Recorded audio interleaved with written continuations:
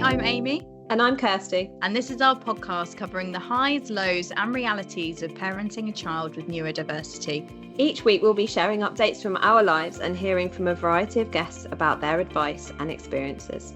This is Love Needs No Words. Hello and welcome to this week's episode of Love Needs No Words. You may be one of his many followers on Facebook and Instagram. Stories about autism, and dad of two, James Hunt, has two autistic boys with high support needs. Jude and Tommy currently live separately but spend quality time with their dad, which he documents on social media. James, thank you so much for joining us. Thanks for inviting me. It's lovely to be here and get to do both. First of all, your accounts on Instagram and Facebook are so honest and raw and will be helping so many people feel less alone. So we just wanted to say thank you for that to start. But did you want to explain your story for those listeners that don't know you? And your journey with your lovely boys so far? Yeah, sure. So as you said, I'm a dad of two. I have two boys, Jude and Tommy. Jude is 16, Tommy is 13. They're both non-speaking, both have quite high support needs. They go to a SEN school, which is about 40 minutes away from us. And yeah, it's been quite the journey. I had no idea really about autism or about learning disabilities or anything like that before it sort of was thrust into that world with Jude. So it's been a real learning experience, having to learn about what works for him, what works for Tommy, all the battles that we have as parents to try and get the right support. And yeah, I've been sharing stories about us for, 8 or 9 years now, which sounds strange because I still think of them only being about 5. Yeah. I started sharing really to help family and friends know a bit more about them. We were sort of in that stage of being quite isolated and not going to the family parties or all the occasions that were just too much for Jude really. And I wanted friends and family to know them and to, we weren't spending time with their kids. We weren't going on holidays and things like that. So I started sharing to try and help them understand and probably to get things off my chest that I never felt confident enough to talk about face to face. And yeah, what started as like 3 or 4 posts on Facebook, then suddenly, someone would share it. This is, I'd say, going back 8, 9 years. Someone would share it, and then another family would message and say, "Oh, read it, and it's really helping." So, yeah, it just sort of snowballed from there, and suddenly it's something I do every day. It's lovely to know that so many people read it, so many people watch it, and yeah, it's been a huge help for me. And as much as it helps other families, it's been a real help for me too. And it's lovely to know there's so many of us out there living similar lives, and so many people who wish the best for us. Your account was one of the first that I came across actually when they mentioned the term ASD to us when it came to Max. Yeah, I just like probably so many people hit social media to try and find people that were in a similar boat, or I could kind of learn from, relate to, whatever it was. And you were one of the first accounts that I found. Yeah, and it's so reassuring to know that you're not the only one, because you feel in that moment like the only one. Yeah, because like Jude being 16, so really when I first probably started Googling was like 15 years ago, and there wasn't any, people didn't use social media for that kind of thing. It was just friends and, sharing photos, and everything I found on Google was very medical and very sort of professional and quite overwhelming and scary. And then I think I found a few Facebook accounts probably when Jude was about 4 or 5. Didn't know any other families, and just, really wondered what, was there anyone else out there dealing with similar challenges that we were going through? And then suddenly finding, definitely Autism Dad was one of the first ones I remember. His son, must be in his 20s now. But yeah, and there'd just be a few random accounts, and now it's great because all you have to do is type autism into Facebook or Instagram, and there's hundreds, and you see families all different ages, different locations all around the world, and it really, you can very quickly sort of get that connection. Yeah, it's amazing. Was it important for you to find like another dad another dad's account, or was that not really? Because the only reason I asked is because it was International Men's Day this week, I believe, and we did something at work about it, and a lot of the men were talking about the pressures, expectations on them to be a good father, etc., but also their sort of sometimes lack of ability to be able to open up and talk about some of the challenges, whereas sometimes sometimes easier for women who have friendships that they're kind of that's based on. The expectations are that you can talk. I just wondered whether that was something that was sort of important to you. Probably without realizing it. Yeah, like I think at the time, like I said, there wasn't many accounts anyway, so it kind of now when you look, it is probably, if you look at something like autism, it's probably like 95% mum's stories when it comes to the parenting side anyway. But I think back then I probably only found like 3 or 4 accounts, and one of them happened to be a dad. Yeah, I think like definitely I struggle to talk about autism in general, but I guess lots of the ups and downs of life. And one of the reasons I wanted to share with friends and families, I found it easier to write it down. And back then, if I met friends after work, or went to to the pub for a drink or whatever, they'd ask, "Oh, how are the boys?" And you just say, "Oh, they're okay," and you gloss over it. And how do you try and explain you've had 2 hours sleep for 6 months, and there's meltdowns, and that you're worried because they're not talking, and all the different things in like a 5-10 minute conversation. And so and I guess with guys it is different. We do kind of, without being stereotypical, sort of head towards the sport and the what's happening at the weekend, and that's about it. We just go surface level. Um, so I don't think I was specifically looking for a male account, but it definitely helped seeing another man sort of sharing quite openly about that kind of stuff. And you had Jude at a time where you said there wasn't a lot of accounts out there. It was very difficult to get any sort of personal information from anyone.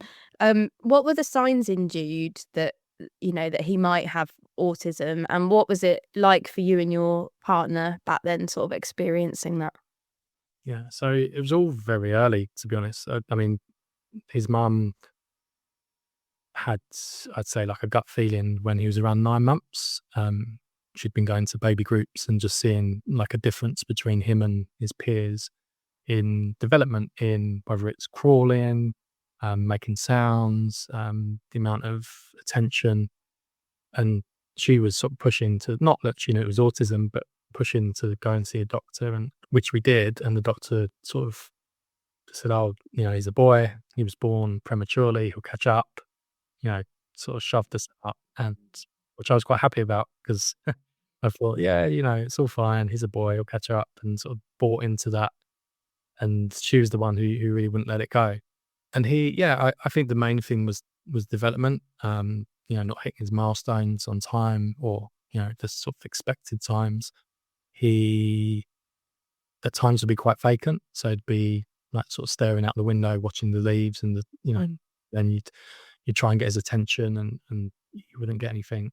And I remember we went on holiday when he was about just over a year old, and we were staying in next door to us. We had a German couple who their daughter was a few months younger than Jude, and she was like fascinated with him as soon as we turned up, and she just wanted to play with him, and came into our garden and was sort of chasing him around, and Jude was still just crawling around to get away from her. And she was like pointing at things and saying words, and I think then that's when it really struck me that, okay, he is sort of behind in his development. He's not, there's this girl who's younger than him, who's like, leaps and bounds ahead of him. And I think from then, when we came back from that holiday, that's when we went back to the doctors and sort of really started trying to push for an appointment. What was it like for you and your partner then to decide to have another child? I know that John and I had to sit down. We had like a massive conversation about, if we go down this road again, are we going to be okay? Like, it's a massive thing to decide. Yeah, I think we wanted more children, and so Jude was 3 when Tommy was born. So like 2.5-ish, when we found out that Charlotte was pregnant. I guess back then we hadn't gone through a lot of the bigger challenges that were to come, which may have impacted our thinking if it was years down the line. We were still quite in the early stages of learning what autism meant. Things were challenging, but also looking back, not too difficult to manage. And we knew that there'd be an increased chance that Tommy might be autistic too, or might have learning disabilities. But yeah, we wanted more children, and kind of, I guess what that meant was we were kind of looking for it very early on when he was born. Yeah. And probably driving ourselves mad about it, of everything he did, like, oh, that means he's developing typically, and and then anything that was a struggle was, oh, we need to go and see the doctors. But I mean, it sounds crazy now to say, but both of them were diagnosed either just before or just after them being 2, and probably took like 6 months. Quick, yeah. Yeah, which felt like an eternity back then, but in hindsight, knowing now what Better now, yeah. the system is like, it's so quick and so easy, which helped. But it's like you don't really, you get a letter and some paperwork and Yeah. promise of support in the future, and left to figure it all out. Yeah.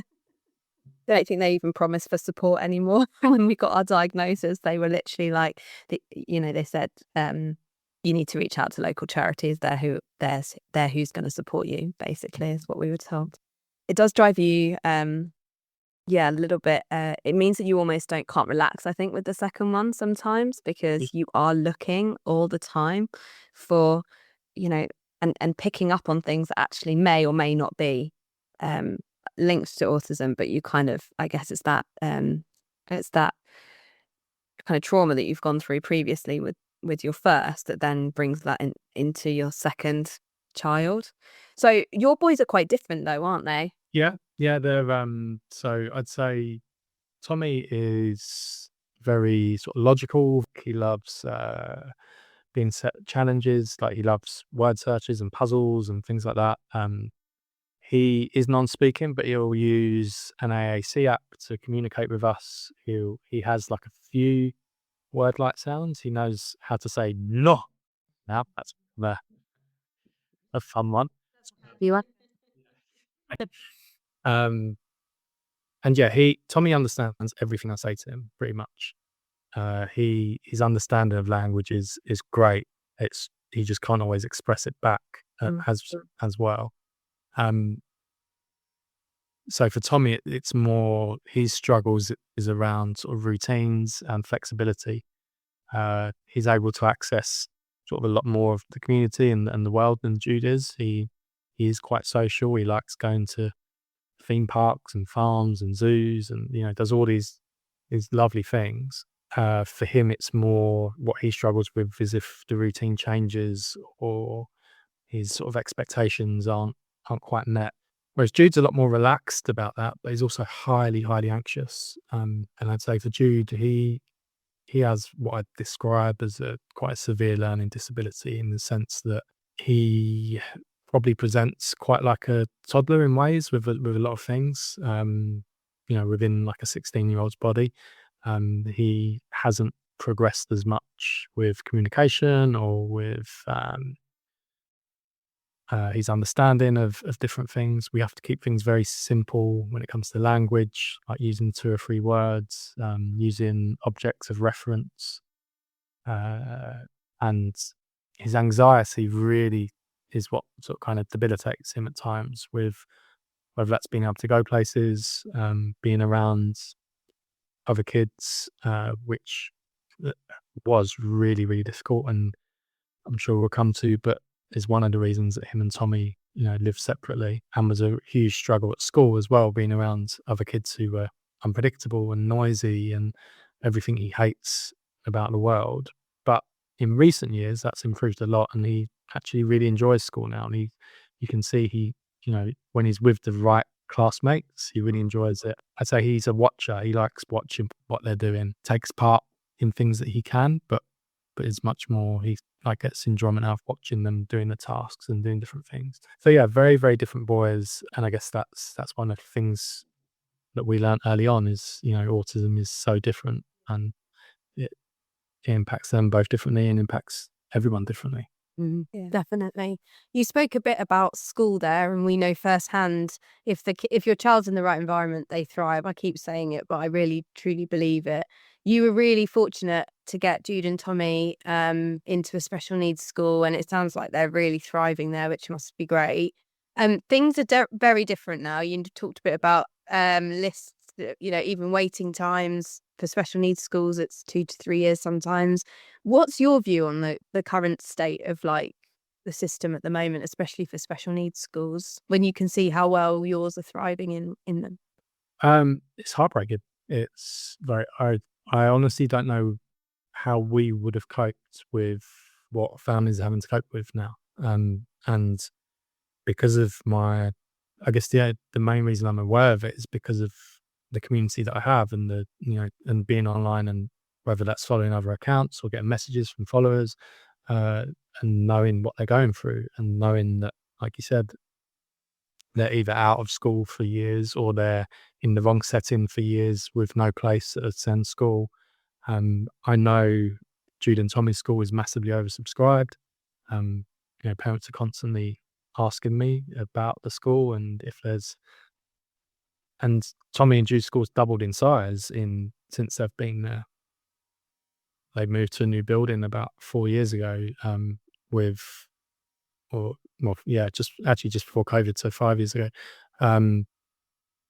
which is amazing, but there's still not enough spaces. And yeah, I honestly don't know what we would have done or what we would do. And back then, we applied and we got in, and I assumed that's what happened, because I assumed it was just like applying to a mainstream. You apply for what your option is, and you know, the vast majority of people get a place, and you just get in. And I didn't have any worries. I just assumed, we filled in the form and thought, oh, that's the school that we're going to. And when we walked around the school, they told us, we want Jude to come here. We can see him. Oh. Like, they can't say that now.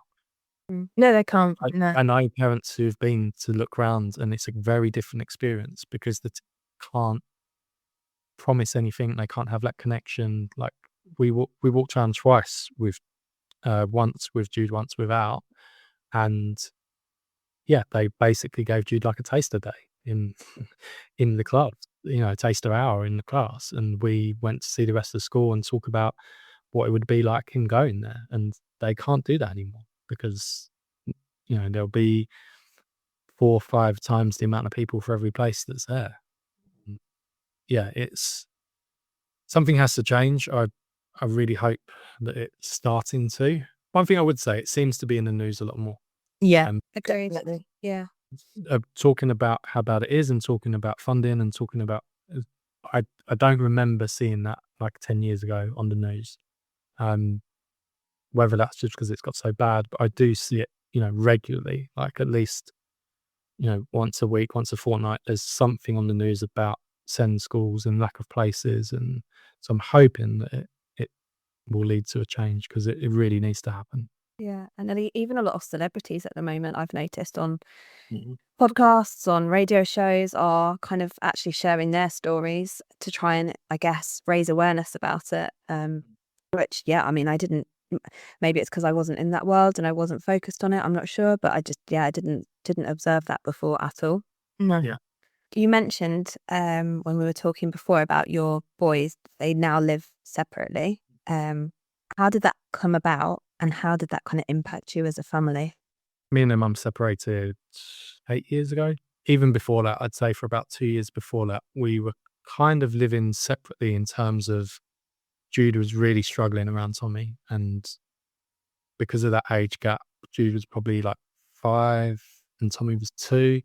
And Tommy was just loud, and he had no intentions on ever upsetting Jude. He was just being Tommy, and being, experiencing the world, what autism means to him, and experience it in his way. And Jude really struggled with that. Every time somebody made a sound, Jude would suddenly be crying, and it would lead to meltdowns, and we were naturally having to like have one boy upstairs, one boy downstairs, and be with one each.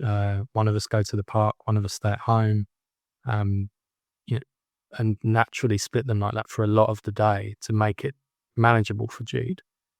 And he was already having sort of quite big physical meltdowns and sort of being self-injurious behaviors to himself. And we'd been going through that for quite a while, and uh, it became clear that a lot of the time the trigger was Tommy. Not all the time. There's, it could be anything, to be honest. But when Jude was having a meltdown, Tommy would get upset, and it would spiral from there.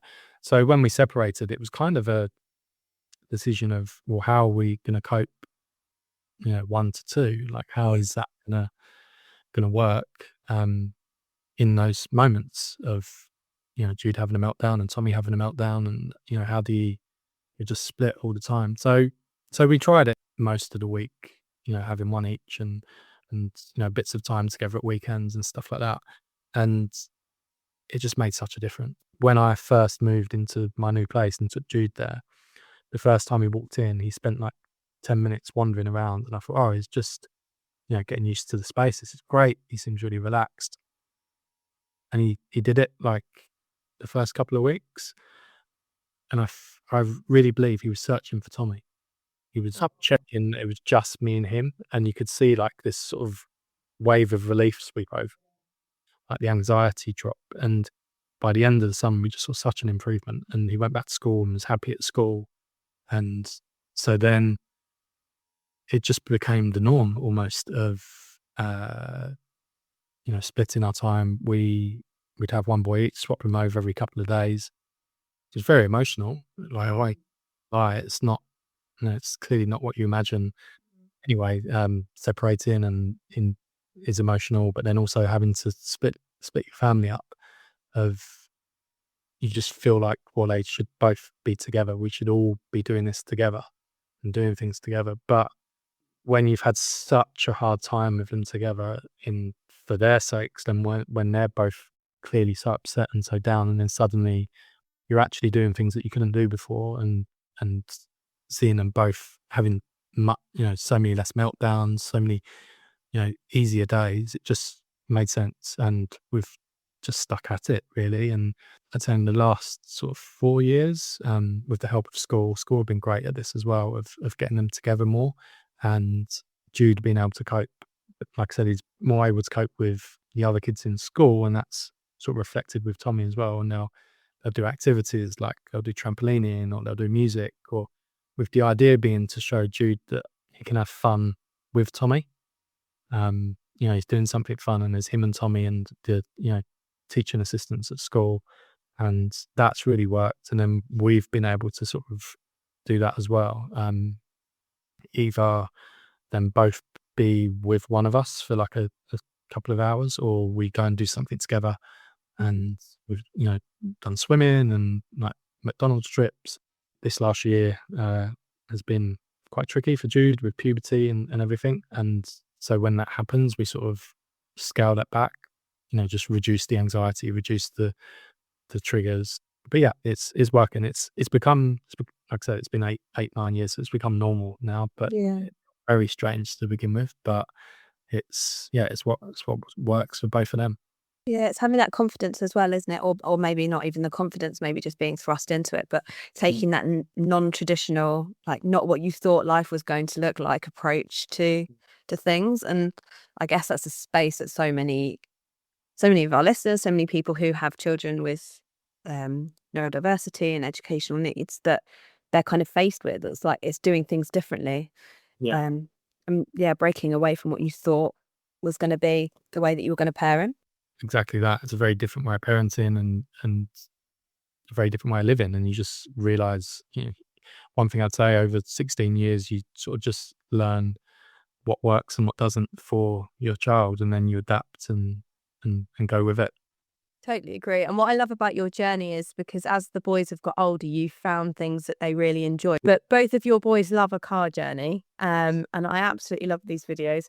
And in many of them, we get to really see their personalities shining through. And both enjoy a song and a dance, which is great. We also get to hear voices being heard through AAC devices. Could you explain to listeners what those are if they don't know? And also, was that a massive breakthrough for you?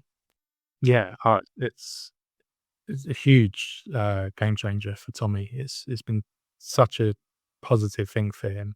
So an AAC device is essentially a voice for the person who uses it. They're usually structured into each word will have like a symbol or a picture, and either you can find it by looking for the symbol or picture, or you can also type in. If you're able to type, you can start typing the word and it'll come up. And it's a way of you can have full conversations with it. I know people who can type out like a speech on an AAC device and save it and press it when they need it. I'd say Tommy started it when he was about 8, I think, but definitely don't see that as a sign that you shouldn't start it earlier. I wish he'd started it earlier. We sort of pushed through it. We discussed it with school. They trialed him with a device, and when they sort of decided which app they thought he was responding to best, we went with that. He uses Proloquo to go. I'd say there's probably 4 or 5 main apps that are out there that are all slightly different. So it's definitely about finding what one's the right one for you. And yeah, it's great, especially like I said, he understands lots of language. He likes copying. So he initially it would be 1 or 2 word phrases and just doing it back and forth. But now he can he can really find the word that he wants to say. It's mainly for requests, so it will be like when we go to the shop, he'll say, "Dad, I would like purple chocolate," and that's mainly what he uses it for. But he can also use it in times where you can see there's something bothering him or something wrong, or he's trying to find something. And before he'd just be like, and like sort of pushing a direction, and you're like, I've no idea, like, what is it? They're trying to do or find, and a lot of the time now he can express that. I try and encourage him to use the device, and he'll express it, and then we'll find what it is that's wrong. It's been great for him, and it's definitely helped improve his vocabulary. Just playing around with it. Sometimes he'll just sit there and hear random words coming out. It's him learning, I guess, and using. And he's the last year or so he's been using it a lot more at school. He'll use it to ask for things, use it to answer questions. So yeah, it's been really vital for him. I can't imagine how frustrating it must be for like him and Jude and people like them when they can't just say what it is that's on their minds or what they want people to know. So any system that helps do that is great. And for Tommy, that is what works for him. I think it's helped with or has it helped with the meltdowns? Like reduce the amount of meltdowns? Yeah. Yeah, I'd say when Tommy was about 7 or 8, there's some really tough like years and big emotions and quite physical. And definitely in the last couple of years, he's a lot more controlled, a lot more understanding, and I think there's a few factors, but definitely one of them is his understanding of language and his ability to express it to us. Not so much always give him what he wants, but at least be able to know what it is he wants and discuss yes or no. So yeah, it definitely makes a huge difference on behaviour. You mentioned there about like a couple of years ago, like Amy and I are quite early in our journey. Our boys are quite young, they're 4. But you've talked about in your videos about seeing like real leaps forward in things that they're doing, but then also the fact that they then can regress again. That's really difficult. That's such an emotional roller coaster that I think a lot of us can relate to. Now they're teenagers and you kind of have the ability to reflect back. Could you explain how their behaviours like developed over time? I don't think there was like it's this particular age, this happened and things change. I mean, puberty, yes. Right. Don't your kids are 4, don't worry about puberty yet. Uh, but yeah, that like you said, there's been some years where we've seen real sort of leaps forward and progression, and then other years where things have got harder, and I guess you see it as a regression from that. For both Tommy and Jude, it seemed to sort of manifest itself in a lot of it would be anxiety related, and for Jude that would mean being able to leave the house less, uh, because he can't cope in being outside really, and that links into why the car is such an important part of his life, especially is it means we can get out of the house without being around other people and being around. For him, like he used to love going to the park, but if we go to the park and there's some noisy kids there, or there's a toddler crying, or a dog gets too close, or there's so many things that could upset him. And at certain points, he's been really able to handle that, and at other points, he hasn't. And that's why the car has been sort of that safe place to it gets us out of the house for an hour or two, and means we just listen to music and get away from being at home. But yeah, I mean, I don't think I don't know. I don't think necessarily everyone goes through regressions. I think maybe there's not as much progression at times, but when it happens, I think each time it happens, you're a little bit more resilient, a little bit stronger. Knowing that you've got through the harder times helps. Like looking back, like this year has been really tough with Jude. There's spells of like 2 or 3 months of being quite aggressive and like him really struggling with his emotions.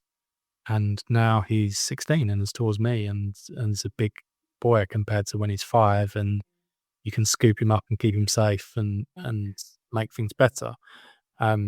So yeah, there was a lot of hard times, and I could look back and think, okay, there's been times where we've felt this low before and felt like things are too impossible, and we got through them. And it might take a day, a week, a month, but things don't stay the same forever. Yeah, and confidence to know that it's kind of phases as well that they're going through, that it's not going to be something that you're gonna that particular behavior or that particular circumstance isn't going to be something that's going to be your reality forever, because it is really, really difficult. And I genuinely think everyone listening to this podcast will have something that is affecting them, that they'll think, oh my goodness, this is so difficult and so hard, and I can't see light at the end of the tunnel.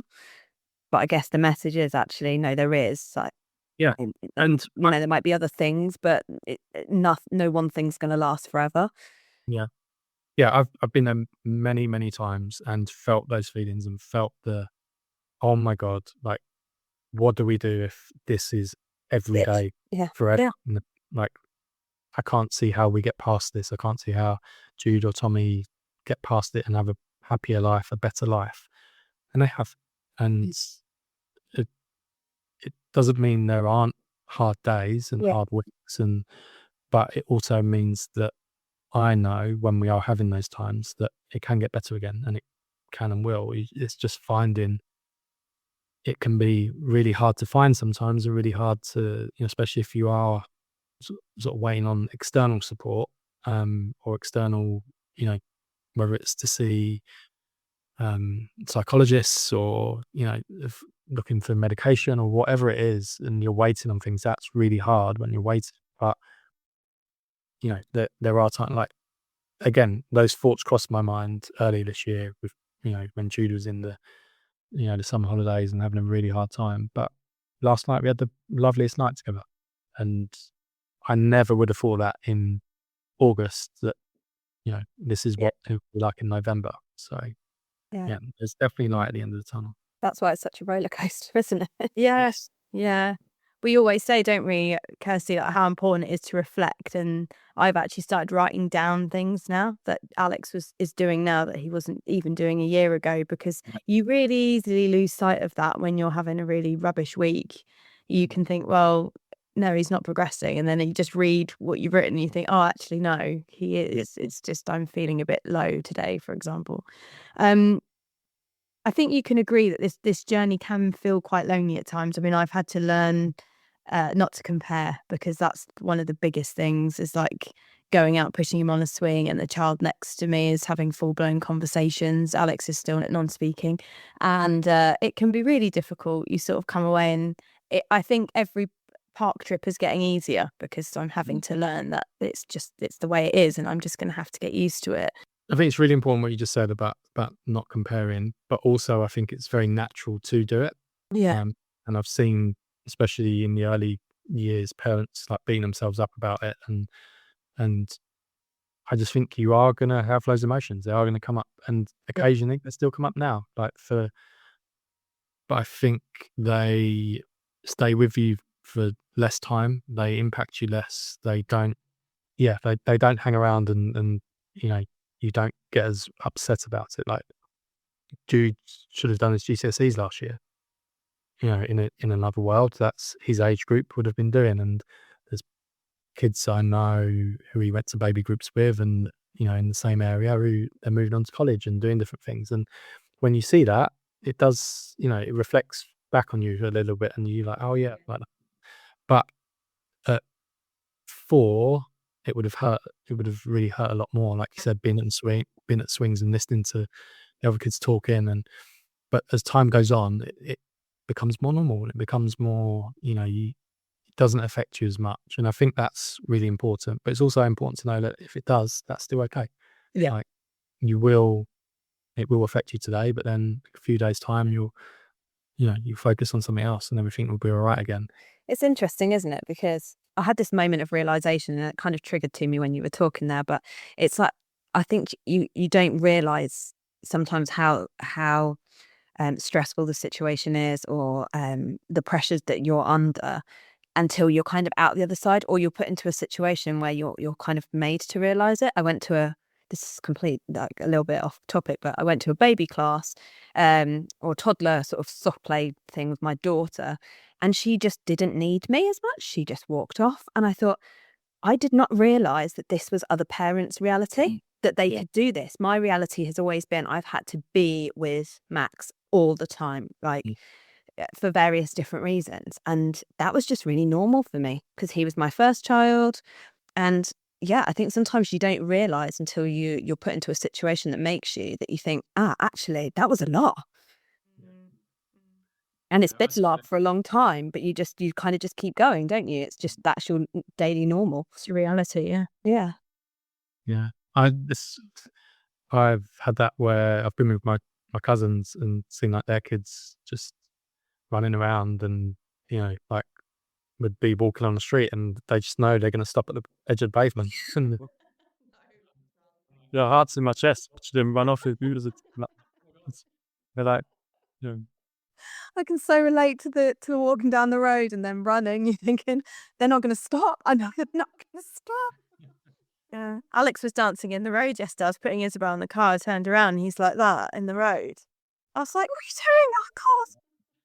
Turn around for 1 second. You're dancing in the road, you crazy cat. We talk about the highs and the lows on this podcast. So can you explain some of the things the boys are doing that you never thought possible? Tommy amazes me. For instance, he about a month ago, he went on holiday with his mum and family. They went to Lanzarote. He loved it. Had enjoyed the plane, enjoyed the airport, all the stressful situations that I thought would be a huge barrier for him. And different foods, different environment, breaking the routine of not going back and forth between me and his mum every couple of days. He had the best time, and we've been able to, in the last couple of years, experience a lot more. And he seemed to always, so Tommy has a carer on a Saturday, and will go out and do things with them and their family, and always go and do activities which he always struggled with doing with me or with his mum. Like, he'd be a completely different child. The last couple of years, I've been able to do a lot more with him. And like, we went to the theatre last year. We went to, we've been to a place called Marsh Farm lots. We've been to fun fair. We've been to like so many different things I just really couldn't imagine us doing. So yeah, that's definitely Tommy. That's something that I think I'm really proud of for him. For Jude, I just seeing how comfortable he is around his peers at school and seeing him like enjoy those moments. Like I said, we really thought we'd have to pull him out of school when he was about 7 or 8. We thought like school just isn't, he cannot cope, he cannot handle it. And school were doing their best. School were doing everything they could to make it as Jude friendly as possible and to help him through it. And I'm really glad they did. They would like really like, no, this is the best place for him. Like we will, we're there's not a better setting for him than this. We will get through this. And yeah, to see how comfortable he's become he's still not. We still have our ups and downs, like I said this year, but at school, he really enjoys being around his peers, and he really couldn't be in a room for like more than 10 minutes before, and that's just something I thought would carry on. We never know sort of what the future holds, and I think we, especially when we're struggling, can be quite negative about it and scared, and sometimes rightly so, scared of what the future looks like. One tip I'd always give parents is trying to stay in the present as much as possible. Like your boys are 4, honestly, no matter what you think, you've no idea what 11's going to be like, 15 or 18. Sometimes that's daunting, though. Of course, it is. It's because you want that. You kind of have that plotted in your head of know what an 11-year-old's life looks like and what they might like and what they are into, and and that is scary. But there's no point worrying about it because we genuinely do not know. Like, Jude is so different than he was when he was 5, and Tommy is so different. And some of it, there's things that I thought they would be doing that they're not doing, and some of it is things I didn't think would be possible that have become possible. So, we worry about enough without having to worry. That's really good advice. What advice would you have for parents at the start of their journey? At the start of the journey, I'd say it's going to be quite an emotional roller coaster. Either because you've been fighting a long time to get a diagnosis, or it's all quite new to you and there's a lot to learn. And although it's difficult to do, I'd say try and slow down, try and take a breath, try and, however you're feeling is okay. Whether you're scared, angry, upset, relieved, like whatever that feeling is, sort of take some time with that. And like I said already, try and stay in the present, but try and focus maybe on one thing. Like it's so easy to spiral off into communication, behavior, toileting, sleep, like all the different things. And it's just overwhelming. Like you kind of have to focus on one thing at a time. And if it's, communication, for instance, like try and just concentrate on that for a while rather than, also going back, how are we going to work on toileting? How are we going to work on sleep? How are we going to do too much all at once? Because they actually find that overwhelming as well, not just overwhelming for yourself. Definitely reach out to people, try and find someone else, whether that's in person or online, who is sort of living a similar life. Social media can, if you use it right, be so helpful. You can go on Facebook and search for like SEND groups or autism groups in your area. There might be coffee mornings. There might be, it might just be a Facebook group where people share tips and let you know what's going on in wherever it is that you live. And those people usually have like the best local information of whether that's when it comes to applying for schools, whether it comes to like getting support from councils and things like that. They'll know what it's like where you live. Good advice. And finally, how can people continue to follow your journey on social media and also find details for your shop as well? Yeah. So my account name is Stories About Autism. That is on Facebook, Instagram, and TikTok. And then we have SAA Clothing, so Stories About Autism Clothing. And that, again, Instagram, Facebook, TikTok. And the idea behind that is to have some sort of positive messaging out in the world about autism, about disability, and help kind of the same as the stories about autism account. It's just helped people feel less alone. It's lovely that now we've been going a year, like people were bumping into other people wearing the clothes, and it just, if you're in the park and you see another parent wearing a love needs no words hoodie, it kind of just It's a just bond, relax. isn't it, straight away? Yeah, people are having conversations. They're starting conversations because they feel like, oh, they're going to get me. They're going to understand, and that's been really important. We have a shop where I live in Burnham on Crouch, and that's become like a little hub for families to come in and sort of have a chat. Everyone who works there is either a parent themselves or they're autistic. So we're sort of able to offer advice and listen, and we have a sensory room in our shop as well for kids to relax in. So yeah, lots of ways to find us. But yeah, and I do try and reply to as many messages as I can. So yeah, you can always try and message me as well. Oh, we're going to come for a trip to your shop. Yes. We are. We're going to do a day trip. Yeah, we're going to bring the boys. Yeah, it'd be really lovely. James, thank you so much for coming on the podcast today and telling us your story, and your account's helping so many people. So thank you. No, you're welcome. Thanks for having me.